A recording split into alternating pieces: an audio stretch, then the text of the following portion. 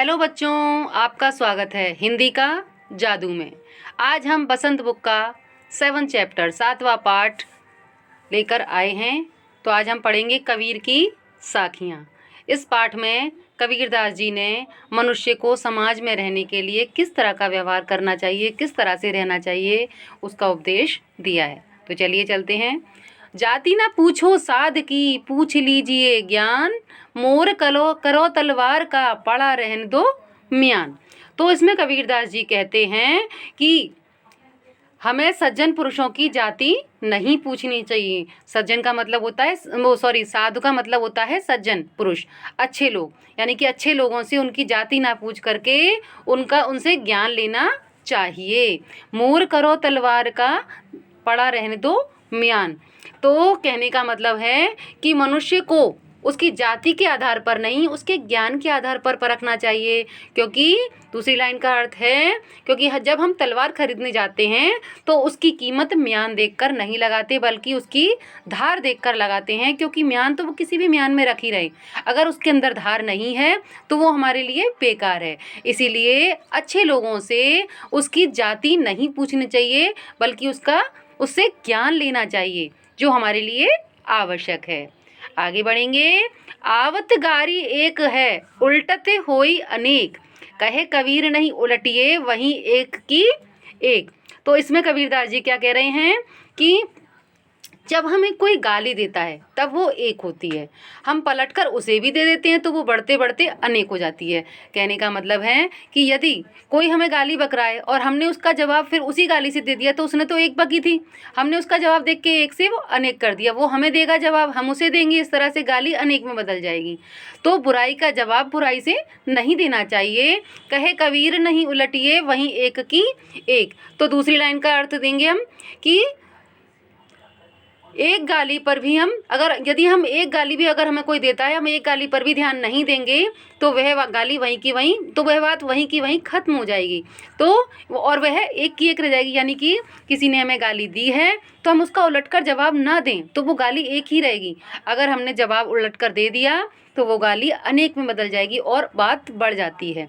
इसीलिए हमें कभी भी बुराई का जवाब बुराई से नहीं देना है, बल्कि शांत रह कर के देना चाहिए। क्योंकि गलत के साथ अगर हम गलत ही करेंगे तो उसमें और हमें क्या फ़र्क रह जाएगा। इसलिए अपने अंदर एक फ़र्क, एक डिस्टेंस बनाकर रखना चाहिए कि हम अच्छे हैं और दूसरा बुरा है तो उसे भी अच्छा बनाने की कोशिश करें। अगर हम जवाब नहीं देंगे तो उसे लगेगा कि हाँ मैं ही गलत हूँ, मुझे नहीं बोलना चाहिए था।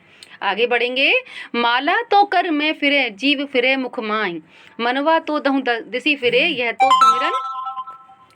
तो सुमरन माई।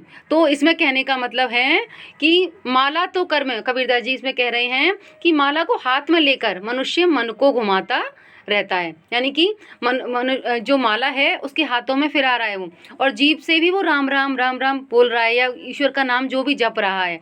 मनवा तो दहु दिसी फिरे, यह तो सुमिरन नाही।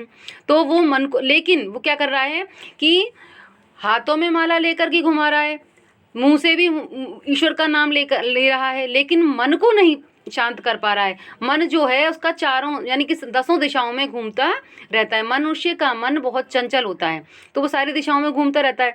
तो मानव मन गतिशील होता है जो बिना विचारे इधर उधर घूमता ही रहता है और भगवान का नाम वो नहीं ले पाता है।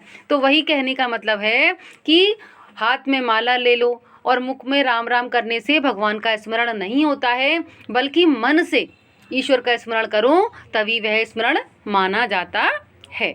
आगे बढ़ेंगे। कबीर घास ना निंदिए, जो पाऊँ तली होई, उड़ी पड़े जब आँख में खरी दुहेली होई। यहाँ पर कबीरदास जी ने कहा है कि कबीर घास ना निंदिए, कि हमें कभी भी घास को छोटा समझ करके उसे नहीं दबाना चाहिए। कहने का मतलब है कि कोई भी छोटा व्यक्ति हो या कोई भी हमसे पद में या किसी भी उम्र में किसी भी चीज़ में अगर हमसे छोटा है तो हमें उसका अपमान नहीं करना चाहिए। क्योंकि अगर हम अपमान करेंगे जो पाऊँ तली होए, यानी कि उन्हें उसका अपमान नहीं करना चाहिए। उन्होंने कहा है कि जिस प्रकार से उड़ी पड़े जब आँख में खरी दुहेली, होए, क्योंकि जब एक घास का छोटा सा तिनका भी अगर आँख में गिर जाता है तो बहुत दुःख होता है। उसे छोटा समझकर, इसलिए किसी पर, उस पर छोटा समझ कर के कभी भी अत्याचार नहीं करना चाहिए।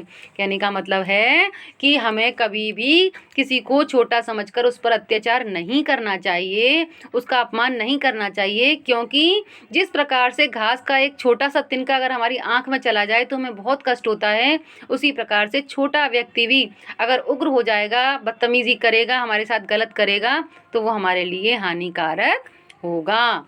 आगे बढ़ेंगे। जग में बैरी कोई नहीं, जो मन शीतल होए, या आपा को डार दे, दया करे सब कोई। कहने का मतलब है कि मनुष्य का मन अगर शांत है, लिखा है ना, जग में बैरी कोई नहीं, जो मन शीतल होए। जो मन शीतल होए का मतलब है मनुष्य का मन अगर शांत है तो संसार में उसका कोई शत्रु नहीं हो सकता है। बैरी का मतलब होता है शत्रु, तो संसार में उसका कोई भी शत्रु नहीं हो सकता है।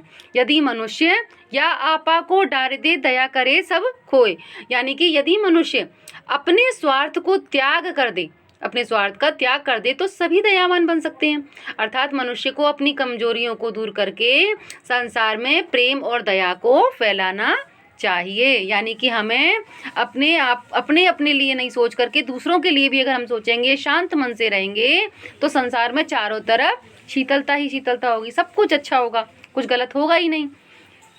तो समझ में आया आपको? इसलिए अपने आप को शांत रखना चाहिए, ना कि अपने आप को अगर हम क्रोध करेंगे, अपने आप से खुद से रूठे रहेंगे, तो हम कुछ भी ठीक नहीं कर सकते हैं। आशा करती हूँ आपको वीडियो पसंद आया होगा। ये था हमारा आज का पाठ, कबीर की साखियाँ। अगली वीडियो में हम इस पाठ के प्रश्न उत्तर करेंगे। अगर आपको वीडियो अच्छी लगी हो तो इसे लाइक और सब्सक्राइब करना ना भूलें। धन्यवाद।